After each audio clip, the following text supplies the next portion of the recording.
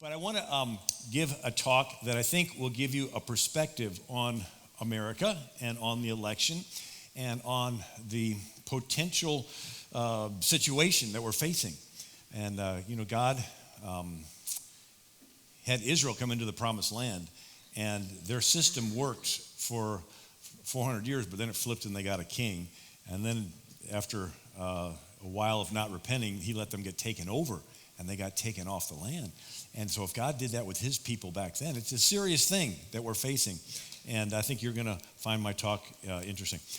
Usually after I talk, people say, can I get your slides of your DVD? Well, they're all on the DVD, Who is the King in America, and then a book, Rise of the Tyrant. With that, let me jump into the presentation. And the Pulitzer Prize-winning historian Arthur Schlesinger was on John F. Kennedy's staff, and he said, history is to the nation as memory is to the individual. So have you ever met an individual who's lost their memory?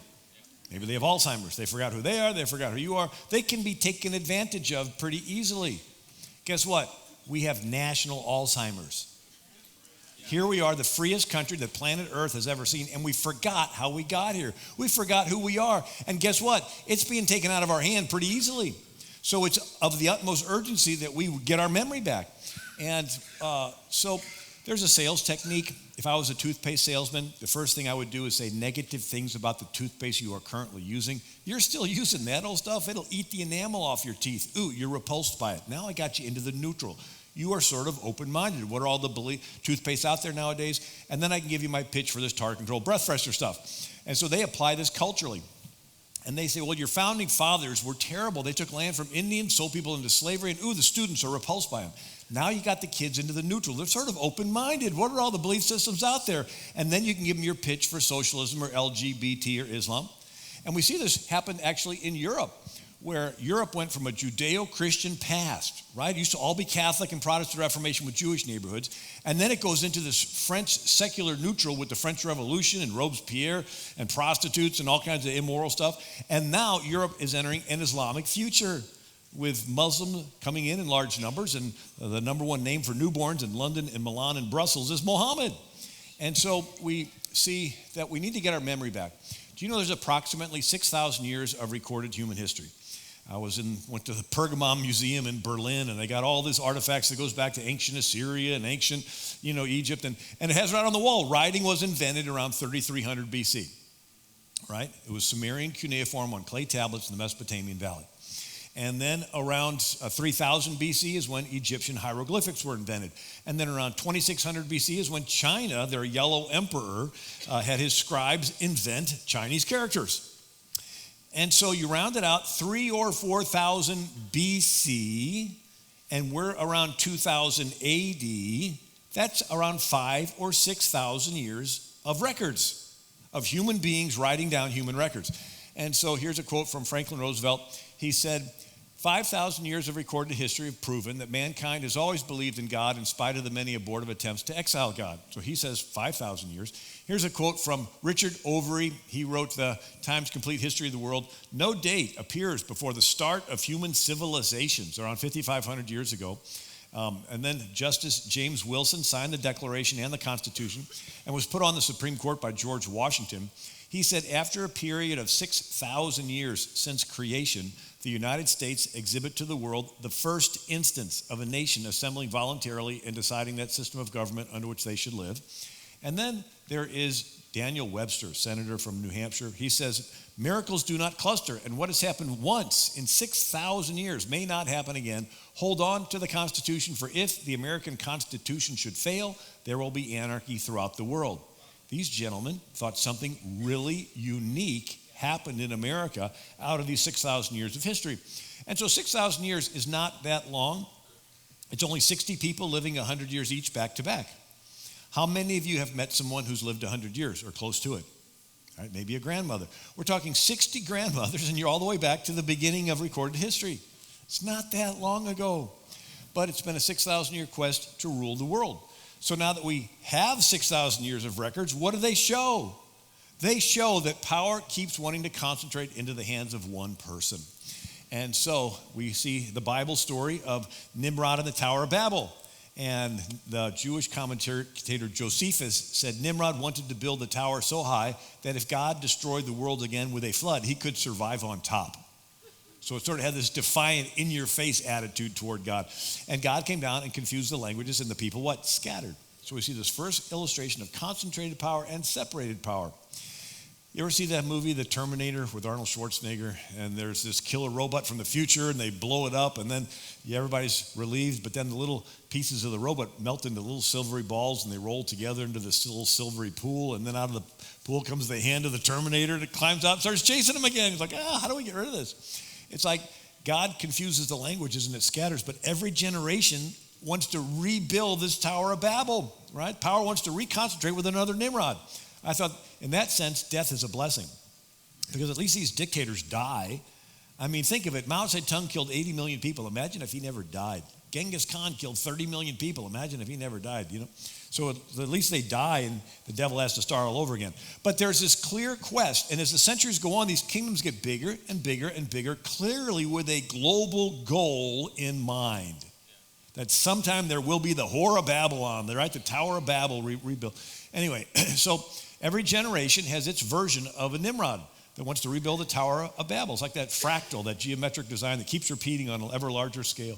And so we have 2,000 years and 33 major Egyptian dynasties ruled by pharaohs, and they own the people, the cattle, the land. And Sennacherib of Assyria, Sargon of Achadia, Alexander the Great, Cyrus of Persia, the Roman emperors, the Byzantine emperors, the Muslim sultans, Attila the Hun, Genghis Khan, Justinian, and finally King Kamehameha. I mean, no matter where you go in the world, power concentrates. And it just happens. It's like the pull of a magnet, like the law of gravity, like a pecking order. It's just built into the human DNA. And I think the movie, The Lord of the Rings, Gandalf tells Frodo, always remember, Frodo, the ring is trying to get back to its master. It wants to be found. Power wants to concentrate. And so I think it goes back to the fall in the garden. And selfishness, like a computer virus, infecting the human DNA. And then you have Cain killing Abel, right? The selfishness comes in. And so you put some babies in a playpen, one of them will take the rattle from the others. You put some kids on a playground, one of them is the bully hogging the ball. You put some junior high girls in a clique, and one of them is the diva. You put some natives in the woods, one of them is the Indian chief. You put them in an inner city, one of them is the gang leader. It just keeps repeating itself because it's in the DNA. And all a king is a glorified gang leader. And if you're friends with the king, you are more equal. If you are not friends of the king, you are less equal. And if you're an enemy of the king, you're dead. It's called treason, or you're a slave.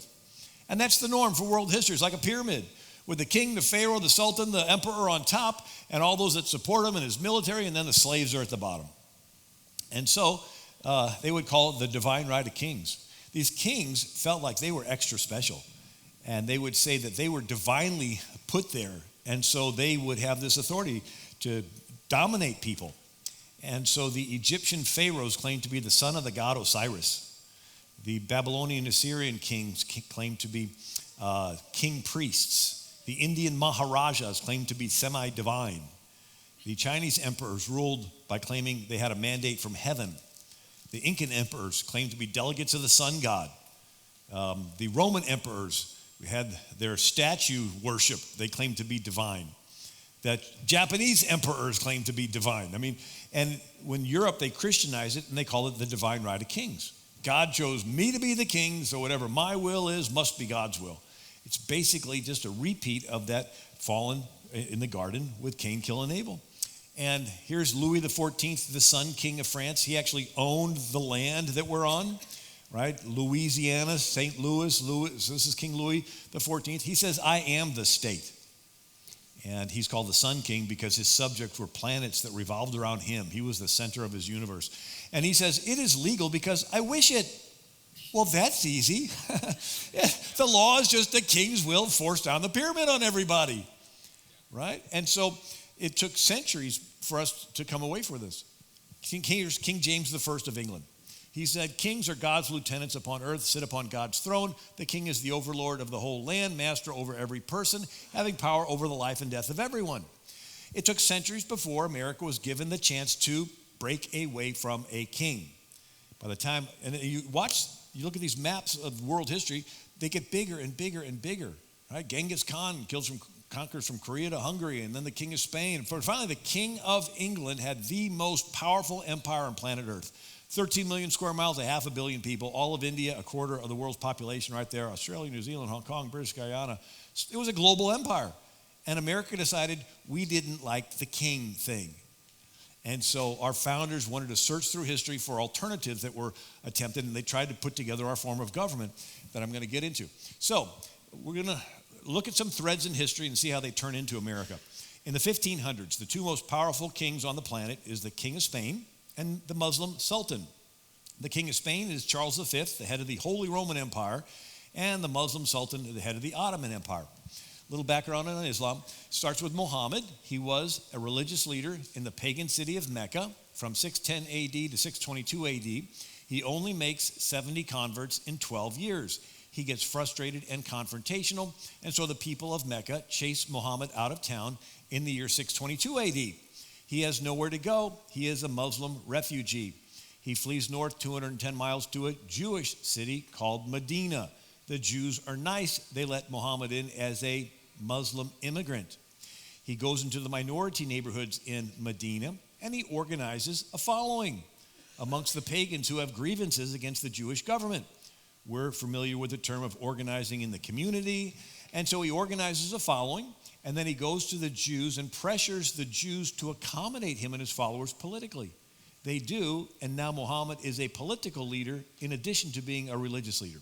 Then Muhammad's followers in Mecca get pushy and argumentative and confrontational. They get chased out of town, and they're Muslim refugees. They go to Medina, and they get let in as Muslim immigrants. And Muhammad allows his followers to rob the caravans headed to Mecca in retaliation for the Meccans chasing them out of town. So where Jesus said, if they take your coat, give them your shirt, Muhammad's attitude was, if they take your house, you retaliate, take their caravan. He actually got a whole chapter of the Quran, it's chapter 8, Surah 8, on how to distribute booty from robbing caravans. Muhammad got a fifth of the booty. And so the Meccans send 1,000 soldiers to protect their caravan and escort it. Muhammad, with 300, defeats 1,000 at the Battle of Badra. Here he is, amazing, outnumbered 3-1, and he wins. He takes this as confirmation he is supposed to be a military leader. And Muhammad fights in 66 battles and raids in the next 8 years before he dies. He kills 3,000 people and cuts off the heads of 700 Jews in Medina. So within 5 years of Muhammad coming as an immigrant into the Jewish city of Medina, there is not a Jew left in the city of Medina. They were chased out, killed, or enslaved. And so Muhammad concentrates power, not just politically and militarily, but he concentrates power religiously. It's a new ideological concentrating of power. And anyway, his followers conquer Yemen, which used to be a Jewish kingdom, Jerusalem, which had been a Byzantine Christian city for 3 centuries since Constantine. Muslims conquer Syria. People forget Syria was the first country to completely be Christian, evangelized by the Apostle Paul. Antioch, Syria, is where the name Christian was first used. And then the Muslims conquer Egypt, which was Christian, evangelized by Mark. Remember Matthew, Mark, Luke, and John. Mark evangelized Egypt. And then there used to be 250 Catholic dioceses along North Africa, all conquered by the Umayyad Muslims in one generation. And then in the year 711, they invaded Spain, conquered all of Spain in 10 years. Spaniards are fighting on foot with heavy metal swords. Muslims are on Arabian horses with stirrups and scimitar swords. They carry away over 1 million into slavery. There were whole Catholic orders in Europe through the Middle Ages called the Trinitarians. The head of the order was called the ransomer, and they would collect alms and donations and go under a white flag to meet with the Muslims to get your friend back. Finally, they're stopped outside of Paris at the Battle of Tours in 732 AD, exactly 100 years after the death of Muhammad in 632 AD. They go from Arabia to Paris in a 100-year military campaign. And since this is the first century of Islam, Muslims that want to be better Muslims, they look back to Muhammad and the rightly guided caliphs as the example in this first century of how they're supposed to act. The same way that we look back to our first century of Christianity, of Jesus and the apostles in the early church, as how we're supposed to act, right? And then they come around the other side of the Mediterranean and they invade into what is today Turkey. Back then it was the Byzantine Christian Empire. All 7 churches mentioned in the book of Revelation were wiped out by the Muslim Turks. Ephesus and Thyatira, and then all these letters in the New Testament written to Philippi and Corinth and Ephesus, all those cities were conquered by the Muslims. And then they finally conquered Constantinople and cut off the land routes to India. And that's when Columbus set sail looking for a sea route. Of course, the Greek Christians were begging the West for help. The West sent help. It's called the what? Crusades. And Richard the Lionheart led the Third Crusade. And do you know who led the Seventh and Eighth Crusades against the Muslims? Some of you know because you were in the first service. St. Louis. St. Louis was King Louis IX, the most powerful monarch in Europe, and he led the Seventh and Eighth Crusades against the Muslims. And if you want to see him on his Crusader horse, go to Forest Park at Art Hill, and you see a big statue of St. Louis going off to fight the Muslims. And anyway, so the Muslims conquer, and finally by the 1500s, you got Sultan Suleiman, and he conquers this whole area, or controls it, that used to be Christian. Again, so the two most powerful kings is the Catholic Holy Roman Emperor, credit where credit's due. The Catholic Church basically was responsible for keeping Muslims out of Europe for centuries. But when the Reformation happens, in 1517, shortly thereafter, in 1529, 100,000 Muslims surround Vienna. And so Martin Luther says, the Turk is the rod of the wrath of the Lord our God. If the Turk's God, the devil, is not beaten first, there is reason to fear the Turk will not be so easy to beat. And John Calvin writes, I hear the sad condition of your Germany. The Turk again prepares to wage war with a larger force. Who will stand up to oppose his marching throughout the land at his mere will and pleasure? And John Wesley wrote, ever since the religion of Islam appeared in the world, espousers of it have been as wolves and tigers to all other nations, rending and tearing all that fell into their merciless paws. And 2 centuries before the Reformation, Thomas Aquinas wrote, Muhammad seduced the people by promises of carnal pleasure. Those who believed in him were brutal men and desert wanderers. Muhammad forced others to become his followers by the violence of his arms. So we see that Charles V, being Catholic, he's faced with a double dilemma. Protestant Reformation on one hand, Muslim invasion on the other hand. So he decides to strike a deal with the Protestants. It's called the Peace of Augsburg of 1555. It's the first treaty ever to recognize Protestants. And in this treaty is a little Latin phrase that had enormous repercussions. The phrase was, cuius regio, ius religio, which means, whose is the reign, his is the religion. In other words, look, Protestant king, believe whatever you want in your kingdom. Let's just work together against these Muslims who are invading Europe because they want to kill us all. So this is, again, the first treaty ever to recognize. And now it starts a domino effect.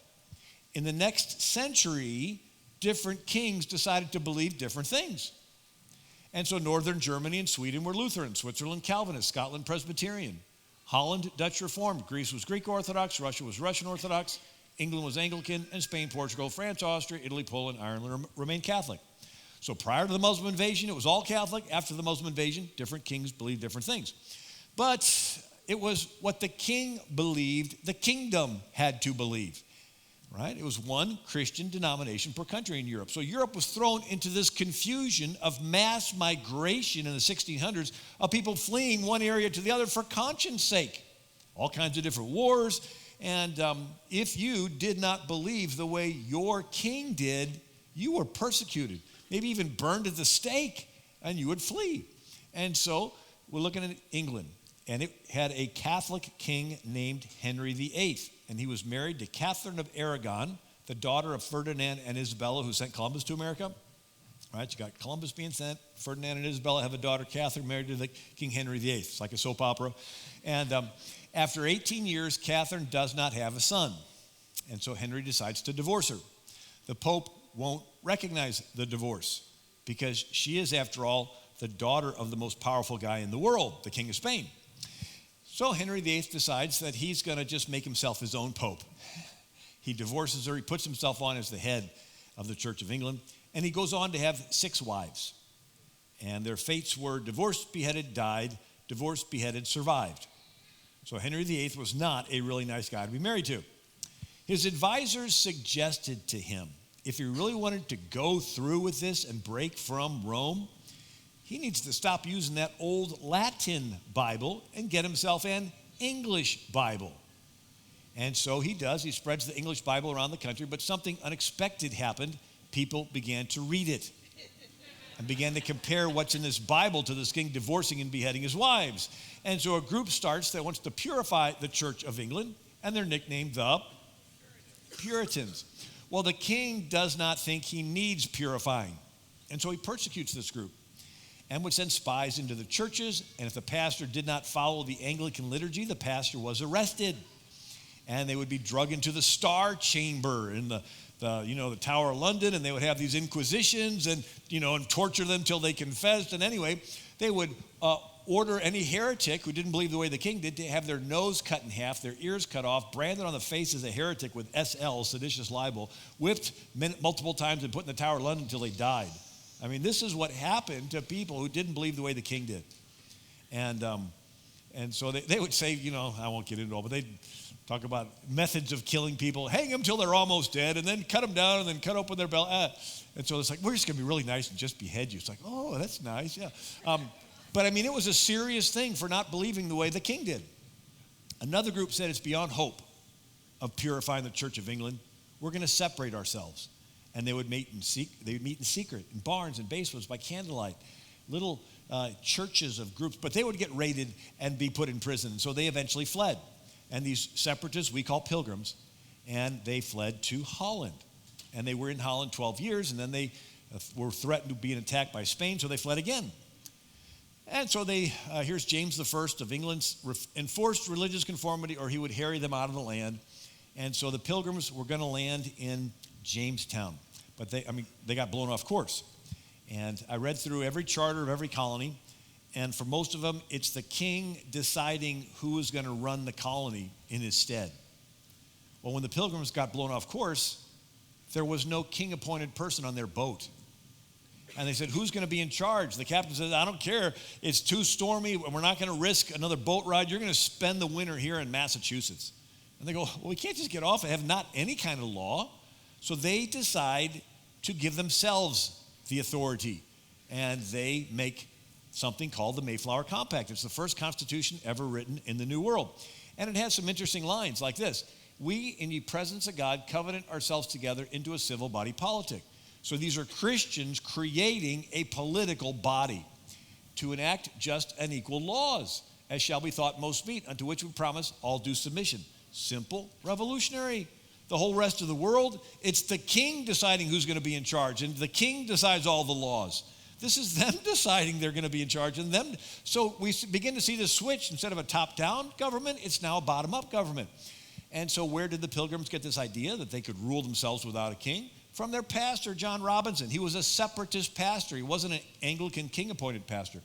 And so the painting of him, that's his pastor, John Robinson, and there's Elder William Brewster with an open Bible. This painting is in the U.S. Capitol Rotunda in Washington, D.C. So we see that in New England, an experiment takes place, where the whole rest of the world, it's kings conquering and killing. In New England, it's pastors and churches founding communities. And so the Puritans, remember them getting their noses cut in half over in England? They fled in a great migration. And around 1630, about 30,000 of them flee to Massachusetts. Well, once they get to Massachusetts in such large numbers, they sort of are the government. And so they decide, well, maybe it's not such a bad thing that the government tell the church how to have church, because we are the government. And so people like John Lothrop was a pastor. He said, no, the government's not supposed to tell us. And he flees with his church, and they found Barnstable, Massachusetts. And then another pastor is Reverend Roger Williams, right? He flees from England. He would write pamphlets that would say things like, if the king can be there on the day of judgment and stand in your stead, fine, believe whatever the king tells you to believe. But if the king is not going to be there on the day of judgment, you are accountable to God for your own conscience. Well, the king didn't like people printing this stuff, so he had to flee. And he's there in Massachusetts, and they come to him and say, well, okay, the government's going to tell you how to have church. He goes, the government's not supposed to. Well, they about to ship him back. He flees for 14 weeks, and he found Providence, Rhode Island. And he and his church founded the community and the First Baptist Church in America. And then there's Reverend Roger Wheelwright. He and his church flee and found Exeter, New Hampshire. And then there's Reverend Thomas Hooker and his church, and they found Hartford, Connecticut. So these are pastors and churches founding communities. Let's look at Thomas Hooker. So 50 years before Europe's Age of Enlightenment. And why do I bring that out? Because all of the secular historians will say, well, the founding fathers got their ideas from the Age of Enlightenment and all this. This is 50 years before John Locke's 2 treatises on government. And so you have this pastor, Thomas Hooker, and his church, and they leave Massachusetts, and he goes through the wilderness, and they find a nice area, chop down trees, make friends with the Indians, and they call it Hartford, Connecticut. And after being there for a while, the people go to the pastor, and they said, Pastor, how do we do the government thing? And the pastor gives a sermon in 1638. And in it, he says, the foundation of authority is laid firstly in the free consent of the people. Simple, revolutionary, because the whole rest of the world, the foundation of authority, is the creator giving the power to the king, and he dispenses it to the people. It's this top-down pyramid. And his is, no, it's a bottom-up thing. It's like a big living oak tree, and goes down roots to little capillary roots, and every cell contributes to the life of this living tree. And so, his sermon, he says, the privilege of election belongs to the people, according to the blessed will and law of God. He says, they who have the power to appoint officers and magistrates, it is in their power also to set the bounds and limitations of the power. So his sermon is written down by his church members, and they called it the Fundamental Orders of Connecticut. This is the government of Connecticut from 1639 up until 1818. Many states, after they broke from Britain, got rid of their charters and wrote state constitutions. Not Connecticut. They said this pastor's sermon has been working just fine. They continued to use it up until 1818. Well, it's considered by John Fiske, a historian, the first written constitution in history. And again, it's a blueprint for other New England colonies and eventually the U.S. Constitution. And so we see that that's why Connecticut's called the Constitution State. And so here's a plaque in England. It says, Thomas Hooker, founder of the state of Connecticut, father of American democracy. Did you know that a pastor is considered the father of American democracy? Here's another plaque in England. Thomas Hooker, Puritan clergyman, pupil of the school, reputed father of American democracy. And his statue holding a Bible stands at the Hartford Capitol grounds in Hartford, Connecticut. And at the base of the statue, it says, leading his people through the wilderness, he founded Hartford in June of 1636. On this site, he preached the sermon which inspired the fundamental orders. It was the first written constitution that created a government. Here's another plaque. It says, Thomas Hooker, 1638, preached his famous sermon, the foundation of authority is laid in the free consent of the people. And they do the fundamental orders of Connecticut the next year, 1639. In the fundamental orders, it says, where a people are gathered together, the word of God requires that to maintain the peace, there should be an orderly and decent government established according to God. The people conjoin ourselves to be as one public state or commonwealth. Sort of sounds like the Mayflower Compact, right? Where they create a civil body politic. To preserve the liberty and purity of the gospel of our Lord Jesus, which we now profess. The governor shall administer justice according to the laws here established, and for want thereof, according to the rule of the word of God. In other words, if there's not a law on something, just follow the word of God, the Bible. And so in New England, instead of it being separation of church and state, it's the church and the pastors that created the state. How could you send letters to pastors saying, don't get involved in government when it's the pastors and their churches that created the government? How can you tell us not to get involved? We're the ones that created the whole thing. So Calvin Coolidge, the president, says the principles which went into the Declaration of Independence are found in the sermons of the early colonial clergy. They preached equality because they believed in the fatherhood of God and the brotherhood of man. In order that they might have freedom to express these thoughts and opportunities to put them into action, whole congregations with their pastors migrated to the colonies. And so I read through, again, every charter of every colony, and I found out each one had a favorite denomination. So Virginia was founded by Anglicans. And it was mandatory membership, mandatory taxes. You could not hold office unless you were an Anglican. And matter of fact, you had to go to church. This is what it said in 1624, the Virginia Assembly. Whosoever shall absent himself from divine service any Sunday without an allowable excuse shall forfeit a pound of tobacco. We missed you on church on Sunday. Pay the tobacco. You had to go to church. And Massachusetts was a Puritan colony. New York was a Dutch Reformed colony. Maryland was originally a Catholic colony. New Jersey was Swedish Lutheran, as was Delaware. Rhode Island was a Baptist colony. Pennsylvania was a Quaker colony. Georgia was a plain Protestant colony. Connecticut was congregational, right? Thomas Hooker. And New Hampshire was congregational. North Carolina was Anglican, and South Carolina was just plain Protestant. And so you see that these pastors and churches founded communities. Now, it's like a drop of pebble in the pond, the ripples go out. First, it was tolerance only for the denomination that started the colony. Then it went out to Protestants. Then it went out to Catholics. Then it went out to Jews. Then it went out to monotheists. Finally went out to the atheists. And the last ones in the boat decided it was too crowded and decided to kick the first ones out. So everybody is tolerated in America except the Christians that founded the country. And anyway, so these pastors that are founding these communities had two different views. First is the Calvinist Puritan view. This is for the first 100 years of our country. And the Calvinist Puritan view was God has a plan for your life, your marriage, your family, your church, and your government. Figure out what the plan is, put it into place, simple. Second is a pietist view. The pietists believe that, remember Martin Luther had a personal revelation that the just shall live by faith. It's very personal to him. But some princes wanted to break away from Rome. They said, this is our chance. Kingdom of mine, you are all now Lutheran. And the people said, okay, we're Lutheran. What do we believe? So the people in those kingdoms, it was not necessarily the same personal experience that Martin Luther had. And so a revival movement starts called pietism that said being a Christian is more than just following some doctrine. You have to have a personal experience with Jesus. And when you do, your life should change. And you'll no longer do the worldly things and hang around the worldly people that you used to. In the bars, in the brothels, in the theater, in the government. Wait, what was that last thing? Yeah, the government is filled full of worldly people. And if you're really a Christian, you're not going to be hanging around them. That was the beginning of, Christians shouldn't be involved in government. And the Amish have taken it to the extreme. They don't even vote, right? And so we see this is best illustrated by two brothers. Their dad started the Lutheran Church in America, Henry Muhlenberg. He was a pietist. He was this don't get involved type of guy. And his sons were John Peter Muhlenberg and Frederick Augustus Muhlenberg. John Peter's pastoring in Virginia, and he goes and hears Patrick Henry's Give Me Liberty, Give Me Death speech. Afterwards, he goes to George Washington and says, I want to help. Washington said, fine, I'm going to make you a colonel. Now go get your men. So he goes to church. And he preaches a sermon out of Ecclesiastes. There's a time for all things, time to gather stones, time to scatter stones, a time to preach, and a time to fight. He takes off his clerical robe. Underneath, he has a uniform of a continental officer. And they have an altar call. 300 men of his church come forward. They kiss their wives goodbye. And they ride off to become the 8th Virginia Regiment. They fight in all kinds of battles. He's promoted to Major General. After the war, he's elected to Congress. And he is in that first session of Congress where they passed the First Amendment. Well, his brother is Frederick Augustus Muhlenberg. He's pastoring in New York. He's writing letters to John Peter saying, you have become too involved in matters which, as a preacher, you have nothing whatsoever to do. What are you doing getting involved in talking about politics? And John Peter accuses Frederick of being a Tory British sympathizer. Frederick writes back, says he could not serve two masters. And then the British bombard New York City.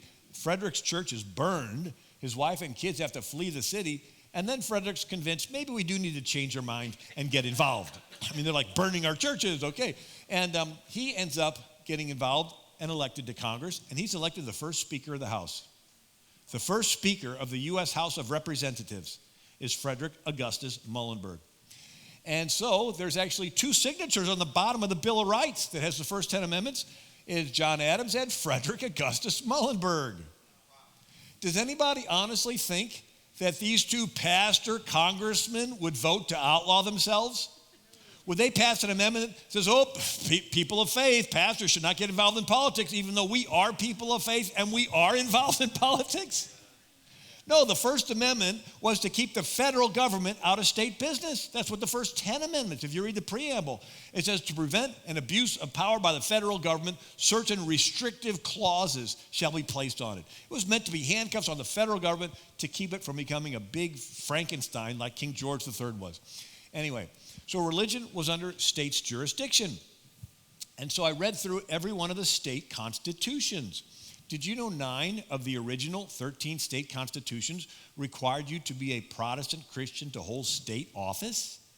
Catholics were only allowed in 3 states, Maryland, Pennsylvania, New York. 98% of America, out of 3 million people, 98% were Protestant, around 30,000 Catholics, and 0.1% Jewish, only 7 synagogues in the whole country. And so, this is the Constitution of South Carolina, 1778. The Christian Protestant religion shall be deemed the established religion of the state. I've actually talked to attorneys that said if they wanted America to be a Christian nation, why didn't they just say so in the Constitution? I go, duh, they did. They're state constitutions. Did you read them? And Massachusetts, John Adams wrote its constitution in 1780, and it says, office holders shall subscribe, I declare that I believe the Christian religion and have a firm persuasion of its truth. Legislature shall authorize support of public Protestant teachers of piety, religion, and morality. Georgia's 1777 constitution, representatives shall be chosen out of the residents in each county. They shall be of the Protestant religion. New Jersey, 1776, all persons professing a belief in the faith of any Protestant sect who shall demean themselves peacefully under the government shall be capable of being elected. 1784, New Hampshire, no person shall be capable of being elected who's not of the Protestant religion. That was up until 1877. And now Delaware was a liberal state. All you had to do to hold office in Delaware was subscribe to, I profess faith in God the Father, in Jesus Christ, his only Son, the Holy Ghost, one God, blessed forevermore. You think that's liberal? Yeah, you could be any denomination of Protestant and even Catholic and say that, right? And then another liberal state was Pennsylvania. Ben Franklin signed its constitution, which said, each member shall subscribe, I believe in one God, creator and governor of the universe, rewarder of the good, punisher of the wicked, and I do acknowledge the scriptures of the Old and New Testament to be given by divine inspiration. That was liberal. All you had to say was I believe, Catholics and Protestants could say, yeah, the Bible's inspired. But it was, you not only had to lay your hand on a Bible to swear into office, you had to swear you believed in the Bible in order to hold office, right? So religion was under states' jurisdiction, sort of like a racetrack with 13 lanes. Some states were really fast in expanding religious freedom, and other states were slow. So like today, some states have smoking bans and others do not. Some states have underage drinking, others do not. Some states have legalized marijuana and others do not. Some states have gambling and prostitution like Nevada. Thank God the rest don't. Back before 1947 in the Everson case, religion was still under states' jurisdiction, and some states gave a little more religious freedom, and some states had blue laws where everything was closed on Sunday. But it was up to the people in the states to decide. And then there was an Irish potato famine, and millions of Irish Catholics come to America. And they're discriminated against at first. They would call them the white, and then they would say the N-word. I mean, that's actually the terminology. And so they were discriminated against. After a while, they got tolerated. So, for example, here is North Carolina's original state constitution. It says, no person who shall deny the being of God or the truth of the Protestant religion or the divine authority of either the Old or New Testaments shall be capable of holding office. Well, in 1835, they changed it to no person who shall deny the being of God or the truth of the Christian religion. So it switched. This is 1835, so this is well into our country's history, well past the First Amendment, right? 1791, ratified the Bill of Rights. So we're well into our country's history. And North Carolina changes from requiring you to be a Protestant to just Christian. Again, that allowed Catholics to hold office. And then there's a persecution of Jews in Bavaria. And 250,000 Jews come across, and the Jewish percentage goes from 0.1% to 2%. And they eventually get accommodated, like Maryland's original 1776 Constitution. No other test required than an oath to the state and a declaration of belief in the Christian religion. And in 1851, again, well into our country's history, they add, in addition to being Christian, and if the party shall profess to be a Jew, the declaration shall be of his belief in a future state of rewards and punishments. So as of 1851, you could hold office in Maryland if you were a Christian or a Jew. Well, how could they do that with separation of church and state? Easy. Separation of church and state was to keep the federal government out of the state business. Here's Connecticut. In 1818, they stop using the fundamental orders, remember that, and they have their first constitution, which says every denomination of Christians in this state shall have equal rights. And then it says, enjoyment of religious profession shall not excuse acts of licentiousness. What's that? Sexual immorality. So yes, you have freedom, but you can't use this freedom to do sexually immoral stuff. Today, that's about the only thing that is allowed. And so in New England, this unique experiment in world history takes place. So Europe, you got kings conquering. In America, you got these pastors. Now, the pastors in New England realized that the kingdom of God could never be forced from the top down. They fled from Europe where kings were burning people at the stake for not believing the way the king did. And they saw in the scriptures that Jesus never forced anyone to believe in him, right? Said something difficult. Many disciples walked with him no more. He turns to Peter, says, you want to go too? Peter said, where else can I go? You're the only one with the words of eternal life. He didn't run after them with a sword and say, get back here or I'll chop your head off. No, he's willing to let him go. And so if Jesus never forced anybody to follow him, we certainly can't force anybody to follow him. And so the pastors realized that if the kingdom of God can never be forced from the top down, how's it going to happen? They thought if the majority of the people held godly values and elected representatives with their values, then laws would be passed reflecting those values, and the values would come from the bottom up, not forced from the top down. And so here's the comparison. Is it from the creator to the king to the people, which is for most of 6,000 years of history, or is it from the creator directly to the people? And then we choose our leaders from amongst ourselves. And so where did the pastors get this idea that people could choose their own leaders? Well, they did get some ideas from England and the Roman Republic and the Athenian democracy, but ultimately ancient Israel.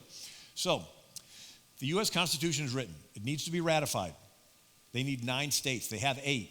New Hampshire is in line to be the 9th, but it's in a deadlock at their ratifying convention. So Harvard president Samuel Langdon gives them an address titled The Republic of the Israelites, an example to the American states. He says, instead of the 12 tribes of Israel, we may substitute the 13 states of the American Union to see this application plainly. And so what was the Republic of the Israelites? Well, around 1400 BC, Israel comes out of Egypt, and they come into the Promised Land. And for those first 400 years, there is no king. Everyone is equal before the law. And the law says there is no respect of persons in judgment. Rich or poor, everyone is to be treated the same. Male, female, made in the image of the Creator. Even the stranger living amongst you is under the same law that you're under. You compare this to Islamic dhimmi status, the non-Muslim has no rights compared to the Sharia court, where in ancient Israel, the non-Jew is under the same law that the Jews are under. This was the beginning of the concept of equality on planet Earth, that everyone you see is equal to you. There's no royal family to butter up next to. There's no caste system that you were born into and stuck. There's no your worth is dependent on your utility. If you're useful to the state, you're worth more. If not, you're voted off the island. No, you're worth something and you're equal because you are made in the image of God. Not just Israelites made in the image of God, but all men. This is the beginning of the concept of equality on planet Earth. And ancient Israel was the first country with land ownership. You see, wherever there's a king, you never really own the land. It is always conditional of you staying on the nice side of the king. You cross the king, he will take away the land and kill you. In Israel, the land was permanently titled to the families. If they got in a pinch and had to sell their land, every 50 years it reverted back to the family. This prevented a dictator from gathering up all the land and putting the people back into slavery. Now, if you can own land, you can accumulate stuff. The Bible called that being blessed. Karl Marx called it being a capitalist. You got stuff, you worked hard and you saved it, right? And that's why they call it the promised land, because the people got to own the land. Ancient Israel had no police. Everyone was taught the law. Everyone enforced the laws, like everybody was deputized. Ancient Israel had no standing army. You have a king, he has an army to enforce his will. In ancient Israel, every man was in the militia and armed and ready at a moment's notice to defend his family and his community. Ancient Israel had no prisons. Remember Joseph in prison in Egypt? In Israel, the law says swift justice at the gate of a city, and then a city of refuge you could run away to await a trial. Ancient Israel had a bureaucracy-free welfare system. In Egypt, people were selling their souls to the Pharaoh for a handout of grain. In Israel, the law says when somebody harvested their field, they left the gleanings for the poor people to pick through. This way, the poor were taken care of without some political leader collecting everything and doling it back out to those who can help them stay in power. Ancient Israel had a system of honesty. God hates unjust weights and measures. This meant you could trust people that you do business with. It became a basis for commerce. And ancient Israel got to choose their own leaders. That's what we're talking about, right? Choosing leaders. So Moses spake unto the children of Israel, how can I myself alone bear your burden? Take you, wise men, and understanding, and known among your tribes, and I will make them rulers over you.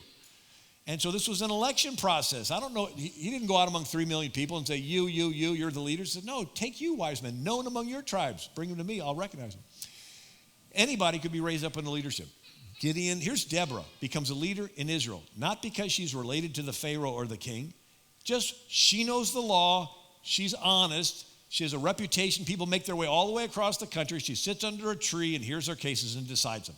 Where else in the world could a woman become a national leader? Simply by her own knowing the law and being honest. She wasn't related to the Pharaoh. And ancient Israel was the first nation that could read. I found this fascinating.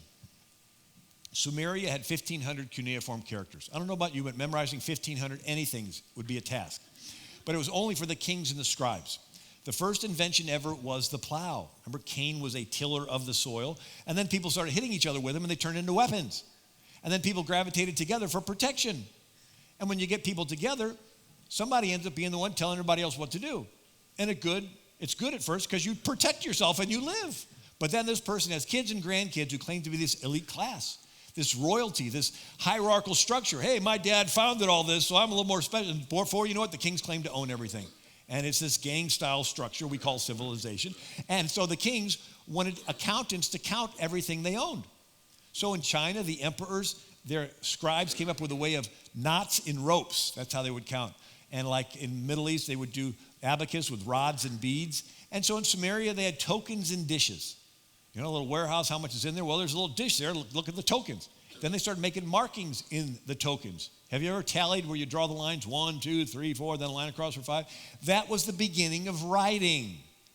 And then they ended up keeping track of king's decrees, king's genealogies, but the common people didn't have any decrees or genealogies, and they didn't own anything, so the common people did not read. Matter of fact, they were not allowed to read. And so Egypt had 3,000 hieroglyphic characters, again, only for the pharaohs and the scribes. It was the scribes' secret knowledge. They kept the hieroglyphs complicated on purpose as job security. They were needed to interpret these hieroglyphs. And in China, they had 10,000 Chinese characters only for court records. Sort of like prior to the Civil War, in Virginia and Maryland, they had laws making it a crime to teach slaves to read. Frederick Douglass, the Republican advisor to Lincoln, writes in his autobiography about growing up on a plantation, and the slave master's sister-in-law was teaching him the alphabet. Slave master walks in, yells at her, and says, "Don't you dare teach slaves to read. They'll grow discontent and run away." He said, that was my first sermon on why I wanted to learn how to read. And so when Moses came down the mountain, he did not just have the law. He had the law in a 22-character alphabet. Not 1,500 characters or 3,000 or 10,000, just 22 characters. It was so easy to learn. Children could learn how to read. Ancient Israel is the first instance in world history where everyone could read, the first literate populace. Remember, Jesus would give a sermon and he'd say, "You have read, you have seen it written," right? He's talking to a population where everybody could read. And so the priests not only taught the law, they taught people how to read the law, right? The Levites would have their little stick and they point at the letters, they teach the kids to read. And anyway, so it's a spectrum of power. One side's total government, the other side's no government. Everybody hold up a fist in one hand, say concentrated power, concentrated power. Then your fingers apart with the other, say separated power, separated power. Then back to the fist, concentrated power, concentrated power. That's world history. For most of world history, power is in the hands of the kings, pharaohs, Caesar, Kaisers, sultans, and czars. Every now and then, beginning with Israel, you had rare opportunity for some people to stretch the rubber band and rule themselves without a king. But in times of crises, the rubber band snaps back. And so ancient Israel's system worked as long as the priest taught it. When you want to have rules without a king, the people need to have virtue. What's virtue? It's internal morals. It's like a behavioral software program that everybody's running, right? And but wait a second, why would you follow an internal moral? What would cause you to deny yielding to its selfish temptation? Ancient Israel had the necessary ingredient: a God who is watching everyone. He wants you to be fair, and he will hold you accountable in the future. So you're about to steal, and you know you can get away with it. Nobody's around. And then you think, God is watching me. He wants me to be fair. He will hold me accountable in the future. Maybe I should hesitate stealing. And it creates something in your head called a conscience. If everybody in the country believes God is watching, he wants me to be fair, he's going to hold me accountable, everybody is motivated to follow these internal morals, and you can have complete order in society without any policemen. Maximum liberty. But if you get rid of this God, all you have is rules. And then why follow the rules? Some will out of social acceptance or maybe out of fear, but others are going to say, forget this. And they're going to start robbing and stealing and smashing windows and setting buildings on fire and having mobs in the street, and it's going to turn into this chaos. And then people are going to say, we need someone to come in with enough strong power to restore order. And so someone will send their militarized police down the street, and they'll go house to house and collect everybody's guns. And yeah, they'll restore order. But when the dust settles, you'll have fundamentally transformed your country from the people who rule themselves back to a king. And so what happened with Israel, it worked as long as the priest taught it. And when the priest stopped teaching the law, every man did what was right in their own eyes, right? Eli had his own son sleeping with women in the tent of meeting. Another Levite in the tribe of Dan had a graven image. Another Levite had his concubine. And the law says the Levite's to marry a virgin of his own tribe. Here he is with a woman he's not even married to. They're in a house surrounded by sodomites, something about that behavior that appears at the last stages of a people ruling themselves. And the poor girl's raped, dies. He chops her body in 12 pieces, sends it to the 12 tribes. And by the time you're grossed out, you read this line that says, every man did what was right in their own eyes. Why? Because the priests had stopped teaching them what was right in the Lord's eyes. And the whole thing fell apart.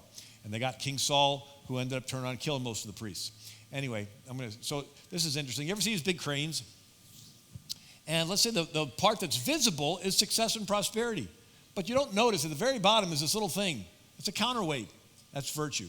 The more successful an individual person is, the more prosperity they have, if they're not weighted down, counterbalanced with virtue, they're going to fall. Whether they're a sports star or a Hollywood actor or a businessman, the opportunity is going to rise. And if they don't have that virtue, they're going to end up crashing. Same way with a nation. The more successful and prosperous a nation becomes a world power, the more they need a counterweight of virtue. And if they don't, the whole thing's going to fall over in a moment. So the most powerful king in the world is the King of England. He controlled this global empire. It was sort of like a one world government. And America decided we didn't like this. We wanted to split away. We took the power of a king, separated it in 3 branches, separated federal to state level, tied up this federal government with 10 handcuffs. We call the first 10 amendments. All the Constitution is a bunch of hurdles to prevent the rubber band from snapping back into the hands of a king. The last thing they want is somebody says, I want to do something good. Give me a little more power to do it, right? I don't have time to wait for Congress. I got my pen and my phone. And here's Eisenhower quote. It says, the national government was the creature of the states. Yet today, the creature Frankenstein-like is determined to destroy the creators. It was the states that created it. Anyway, who's the king in America? Signer of the Constitution, Gouverneur Morris said, the magistrate is not the king. The people are the king. Chief Justice John Jay, the people are the sovereign of this country. Abraham Lincoln, the people of these United States are the rightful masters of both Congresses and courts. Signer of the Constitution, James Wilson, sovereignty resides in the people. They have not parted with it. Grover Cleveland, the sovereignty of 60 millions of free people is the working out of the divine right of man to govern himself, a manifestation of God's plan concerning the human race. Teddy Roosevelt, in no other place and at no other time has the experiment of government of the people, by the people, for the people, been tried on so vast a scale as here in our own country. So in America, the people are the king. We pledge allegiance to the flag and to the republic for which it stands. A republic is the people are king ruling through their representatives. And so when somebody dishonors the flag, what they're saying is they don't want to be the king anymore. So imagine visiting a king in the Old Testament. You're going through the streets of Jerusalem. You see murder, rape, and crime. And you get into the king's chamber. And he looks all worried. And he looks at you and he says, I wish somebody'd fix this.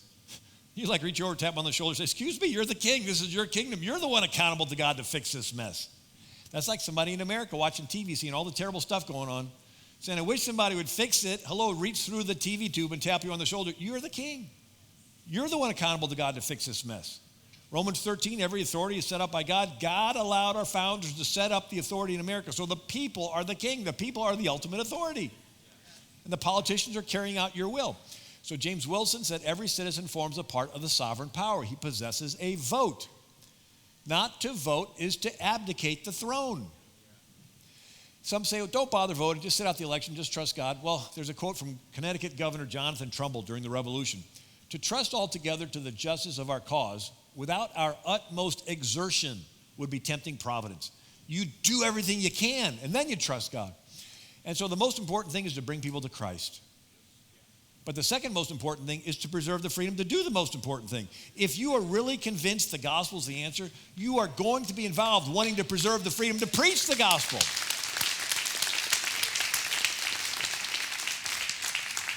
If Sharia law Islam takes over a country, it's the death penalty for you to share the gospel. Try it in Saudi Arabia.